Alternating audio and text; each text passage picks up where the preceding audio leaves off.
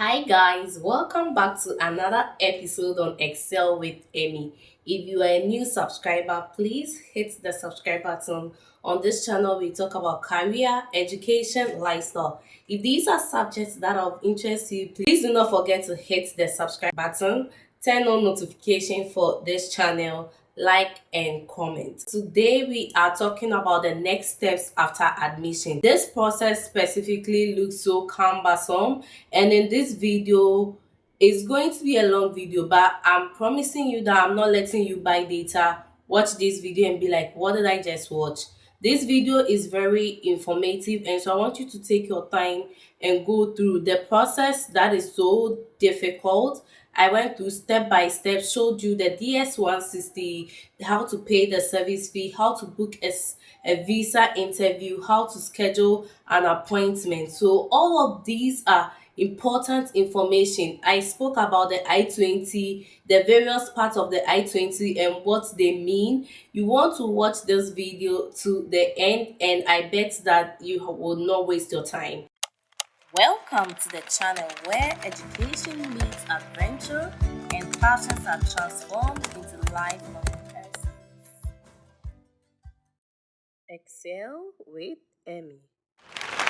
The first step after securing your admission is to get your I-20. Briefly, let's look at what the I-20 is. The I-20 is a document that is issued by your college or the school that you have gotten admission in to say that, hey, you meet the requirement to study in the United States. So the school issues that on behalf of the government. And so what do you need to get the I-20? You need an admission from a college in the United States. You need to prove your finances if you have not gotten a scholarship or graduate assistantship. And then once you have satisfied these two things, you get your I-20 through an email. What is the importance of the I-20? So the I-20 one helps you to secure your visa. So when you are going for your visa, this is one important document because it shows where your funding is coming from. Also, the I-20 is requested at the port of entry at the United States. So wherever you use as a point of entry, either New York, Washington DC, once you get to the port of entry, your I-20 will be asked. The I-20 can help you secure your social security as a student in the United States. When you are applying for a job in the United States after school, your I-20 is required. The I-20 is used to prove your legal status in the United States. So even if you are done with school, you still need an I-20 to prove your legal status in the United States. And last but not the least, the I-20 helps you to exit or move in and out of the United States as an F1 immigrant. What do you do if your I-20 has a minor mistake on there? This document, I want you to know that this document is so powerful that if you receive your I-20, you want to go through step by step to make sure everything on there is correct. Your name, the personal information is correct, the school detail is correct, the program detail is correct, the financial aspect is correct, your service number is a unique number which I have spoken about in this video. So you want to make sure that every little bit of this document is correct. If you find a mistake on this I-20, do you sit there, go for your visa interview? No, you have to reach out to your DSO as soon as possible.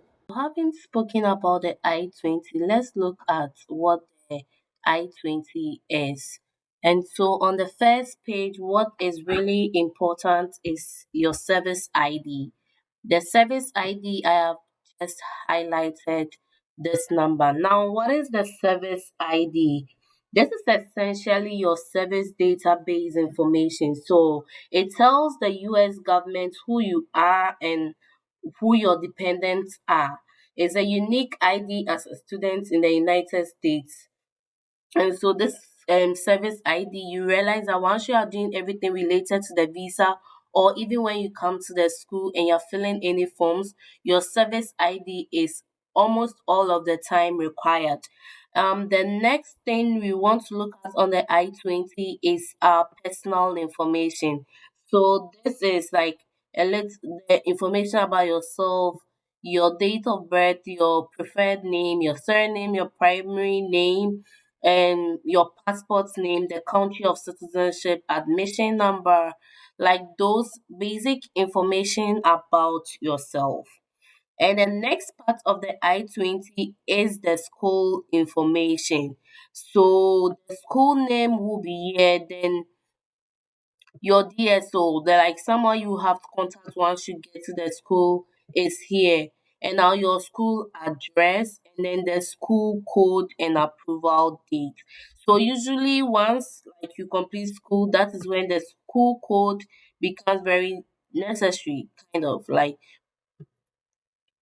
And then next you go to the program of study. So the program of study, it helps you to know your educational level. So your bachelor's degree and then English proficiency if it's required and the start of your classes. Remember, you cannot be in the United States a certain number of days before your start of classes. And so this is very important.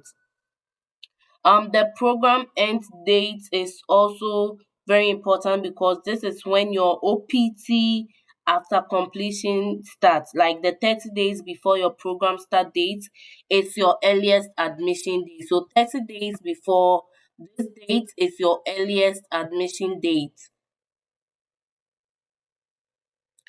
So when it comes to, and then you get to see your major. So usually this the code here, this code is very important. That tells if your program is STEM or non-STEM, or if you copy this course code into Google, it gives you a lot about the program, right? I think yeah, the earlier admission date I mentioned is 30 days before your program start date.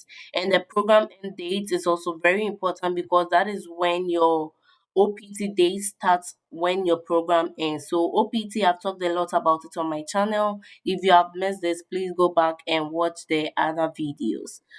So the next part is the financials.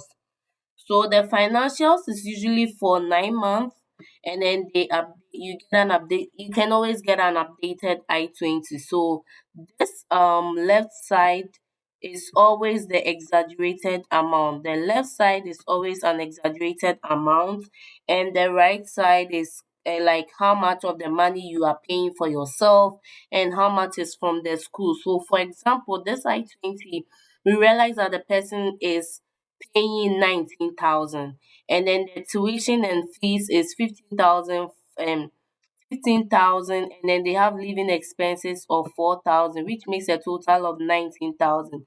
They did not get any funds from the school, but their personal funding is 19,000.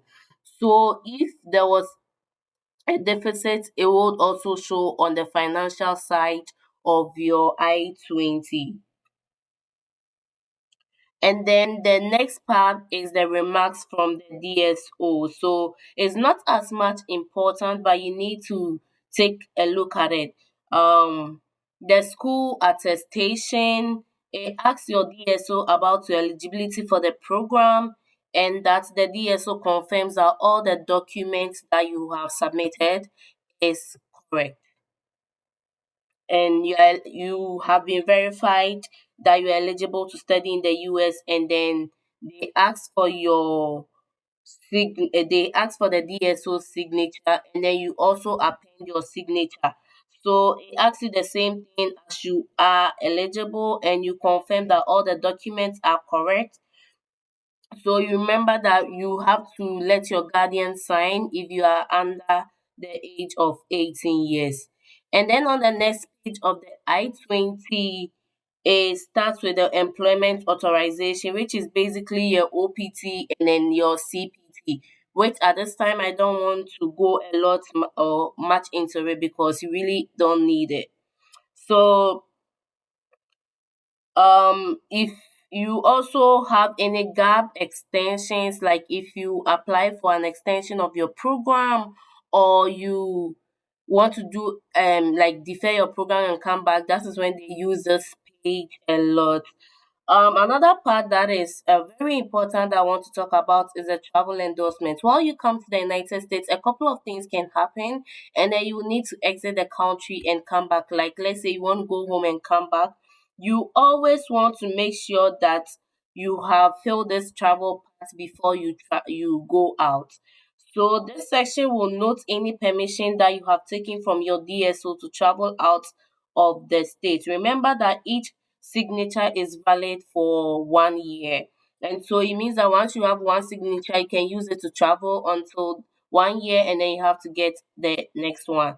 And the third page of the I-20 is nothing but information for students and the school essentially. So if you want to really understand the process, everything about this document, the visa application form I-20 student attestation, you want to read this part of the I-20. That will be it for the I-20. The next step is your DS-160. The next step after securing your I-20 is filling the DS-160 visa application. And so someone will ask that what is the DS-160? So it's an online non-immigrant visa application form, and it's for temporal travelers to the United States. Because the visa is deemed non-immigrant, it's saying temporal. So this is an online form. There is no paperwork involved. So you just need to fill everything out in the online portal. And so, like, once you click on this link, which I'll link to the description of this video, it brings you to this page. You choose your location, and then let's go back to the document to find the other steps, because this document I have is very elaborated. So it gives you the overview of the DX-160, and then basically what you are supposed to take notes while you're applying for. Um, so at the bottom of the page, you'll find the link to fill the DS-160. Click on it, which is the page I'm using. So you don't need to really click on it. This is how the DS-160 looks like. This is how the first page looks like.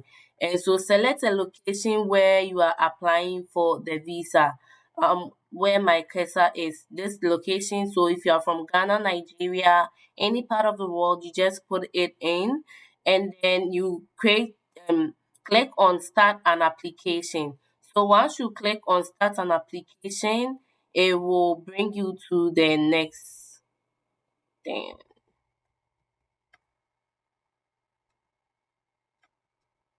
So once you click on start an application, now note down your application ID.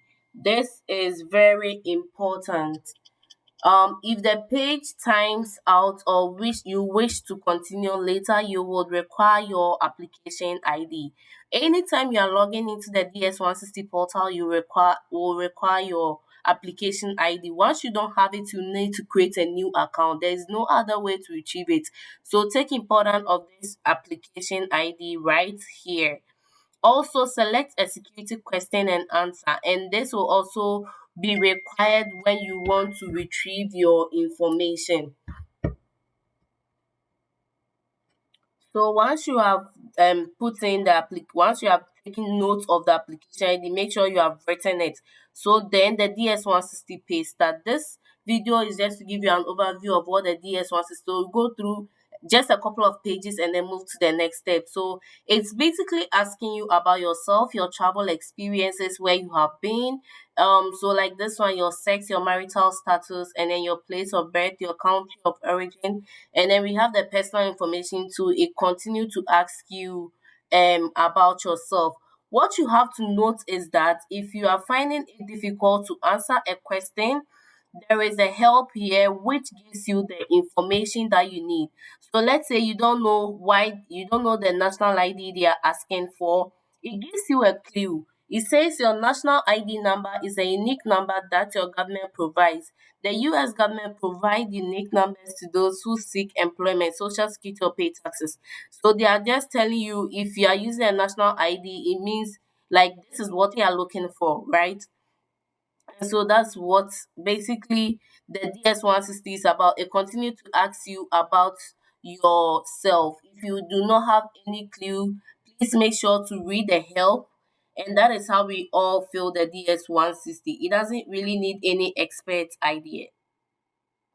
So the DS-160 is something that it applies to each and every one of us in a different way. You feel it the way you are. Like exactly, you have to be as honest as possible, because when you go for the visa interviews, these are the things or the questions that come up. Like you mentioned on your DS-160, you have a sibling in the US, and then you are asked at the visa interview and you said you don't.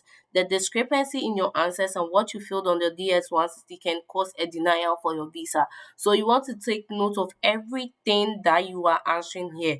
Once you are done with the portal, it will give you a PDF. So this still talking about yourself, your travel history, your companion's history, previous travel information, your US point of contact, family information, relatives, present work, education, training information. So this is what the DS-160 asks you for. Additional work experiences, security and background, additional point of contact information, your service information, which is very important. So when we did the I-20, I told you that everything you do in the US, your service ID is being asked for. So they ask you your service ID, the name of your school, the course you're about studying, the address on the I-20 is what you want to put on here. So this, like I did say, is very important. They ask you the state and wherever the school is located, the zip code. You want to get all of this right. And then most of the time when you keep filling the form for more than 3 to 5 minutes, your session will time out and you have to again retrieve your application to continue using the data. So they ask you your application ID. You remember what I said about the application ID? Yes, you don't want to forget. And then you answer your security questions to recover the page.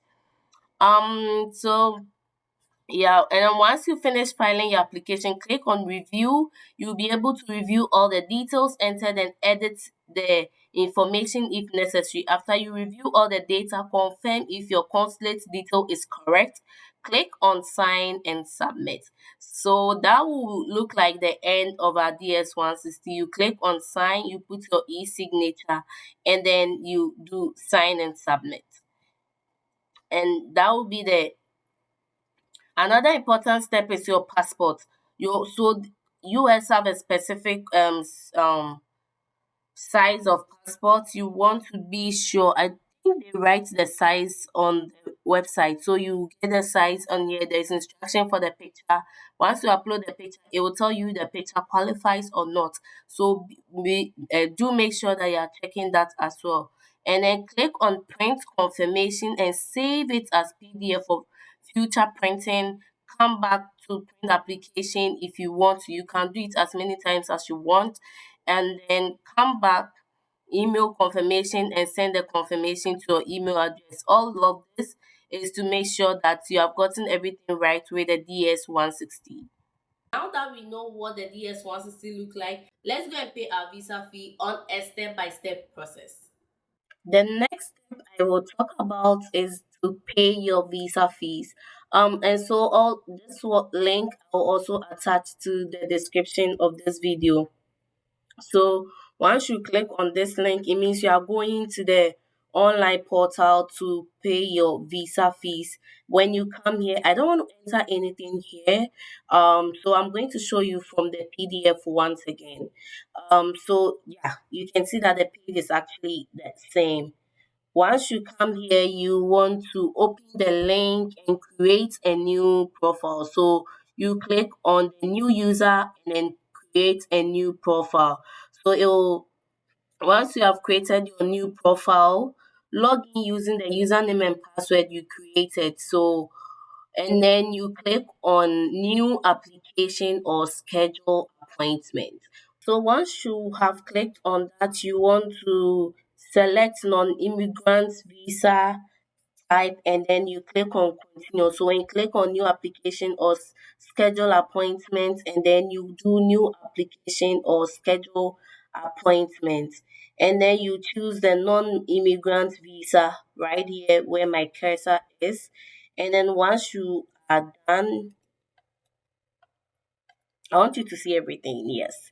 So once you are done, this is the page that comes up. Select the country and state of residence and then continue. Select your language of interview and continue. So these are the questions that come up. Um, and then you click on your visa type. So you are a student visa, so students and exchange visitors. So you click on it and then you click on continue,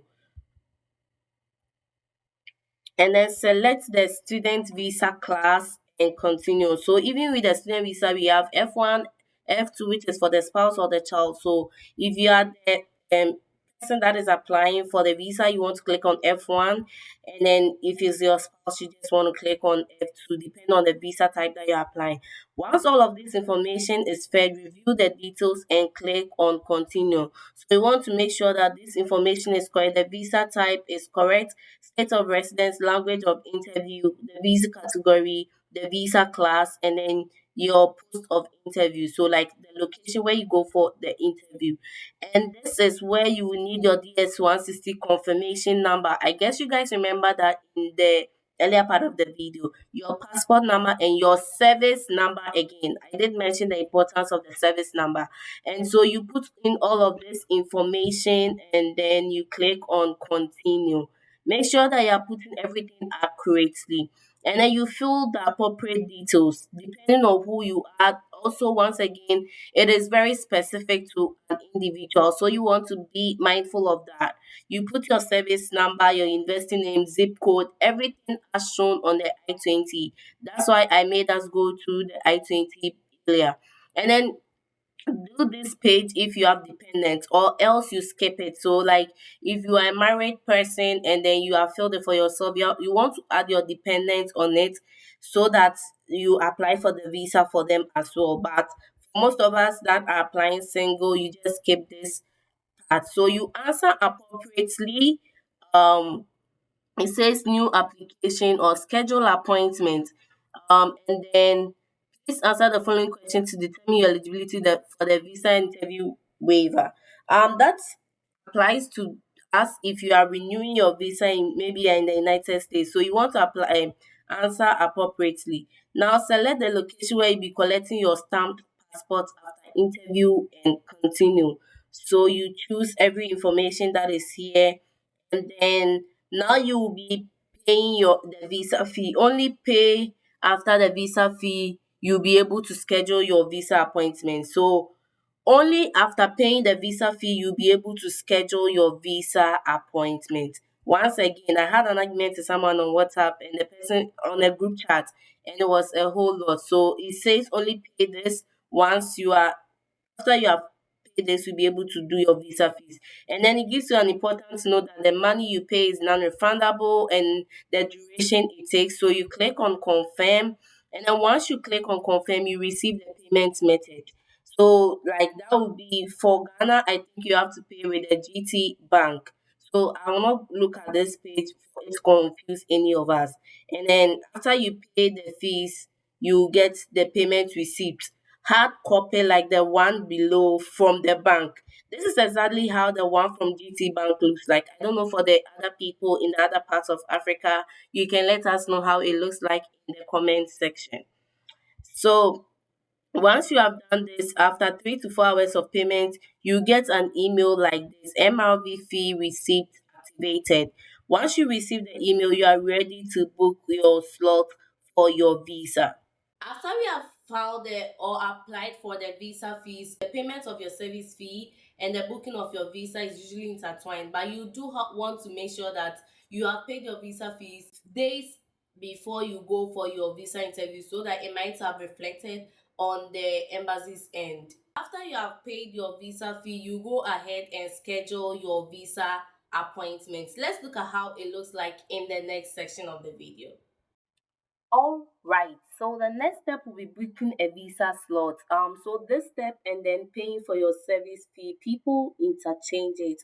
But then the conclusion is that you have to pay your service fee few days, or if like latest or the worst is paid days before your visa interview so that it might have reflected at the embassy's end. So let's look at booking your visa. Again, I have the link here with our link to the video, right? So most of the portals look like this. You come back to the same page where you did the visa payment. So let's go back to the power document. Yeah, so once again, once you are done um click on continue. So you come to your continue on the first page. Remember, you have been to this portal before, so you want to click on continue.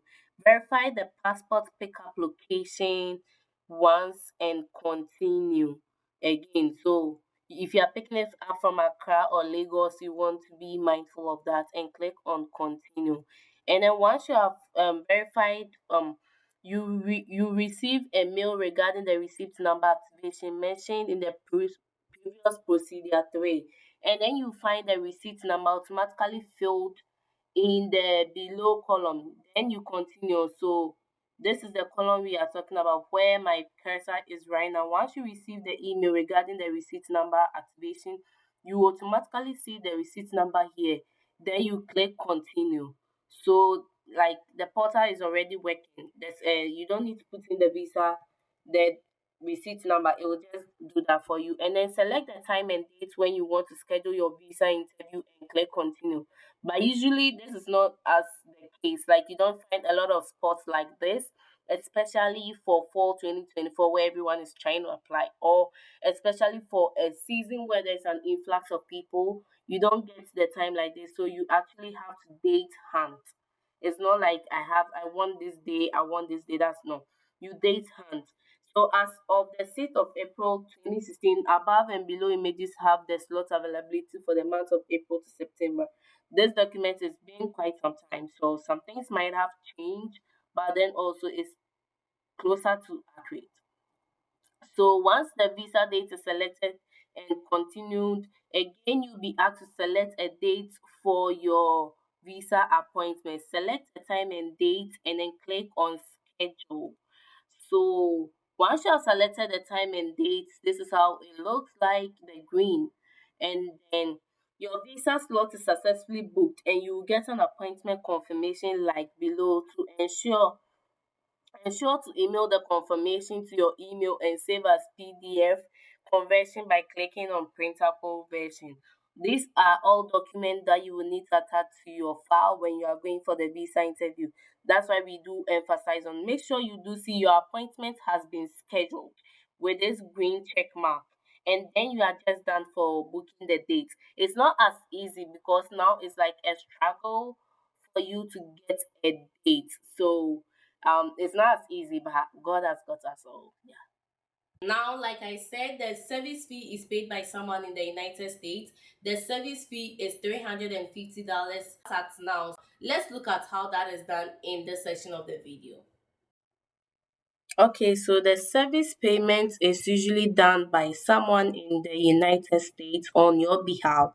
So it's a very simple procedure. You open this link. I will link to the description of this video as well. I don't know why it says not found. I'll verify the link and let you all know.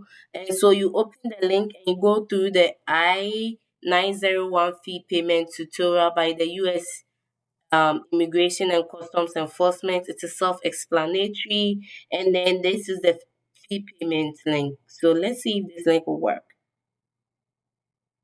Yes, this link works. So the service fee is when you want to write, you want to pay the I-90, this one. This is one you want to click on, and then they'll ask you your service ID again. You remember in the beginning of the video, I told you about the service ID, your last name, given name, date of birth, and then you submit it, and then you just go through the process like that.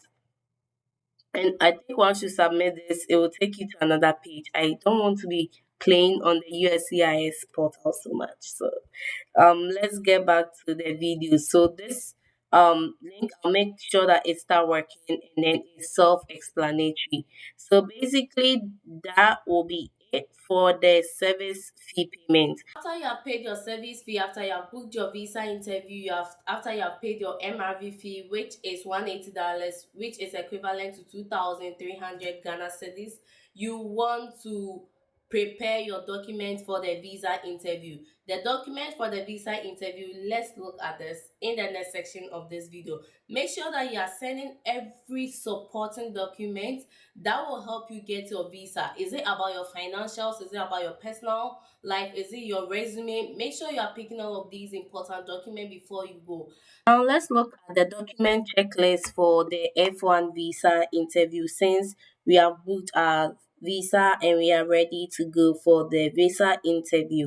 Now you want to bring your DS-160 form. After this video, I know we all know how it looks like and how much information it requires you to fill. And then the DS-160 confirmation printout, like I did mention that we should save it. The appointment letter printout, the I-20 from your school. Let's look at some personal documents you need to bring along. You want to bring your passport, your birth certificate, the driving license. I guess all of these cards are like form of identification. So if it doesn't apply to your country, you have to discard this, your passport size photos and your resume preferably. And then master's education, you want to bring maybe your congratulation email received from the university. So like bring everything you think once they ask you, you bring it out. Admit and reject from other universities, which I personally would not recommend you to bring. So you bring your acceptance letter from the university, the scholarship financial aid letter, very important, your fees deposit receipt if you have made any, your coursework or syllabus, just in case, like you know what program you are doing and the details of it. So in summary, you want to pick your passport, your I-20, your service fee receipt, your financial document, your academic transcript, your standardized test, your scores, your test scores, and any other supporting documents that you think will help you ace your interview. Now that you have gathered your documents, let's look at what's the next step for you. You go for your visa interview. When you are going for the visa interview, you go on your schedule day, be on time. This is not my position to tell you what to do. You know how the visa interview is very important in this process, and so you want to go as prepared as possible. Be ready to answer questions about your program of study, the finance, and then all the funding and how you intend to what is life after school looking like for you. You should be prepared to talk about those things.